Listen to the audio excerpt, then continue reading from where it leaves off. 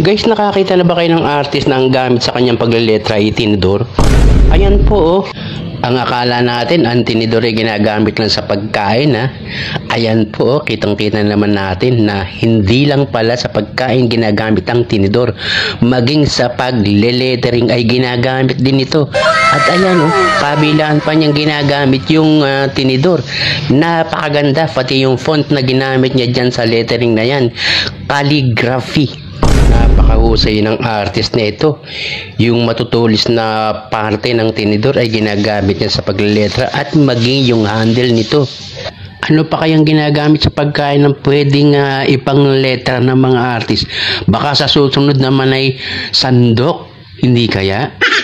Ayan po, napakaganda pati yung kombinasyon ng kulay at yung disenyo ng letra ay talagang napakaganda at talagang kakaiba.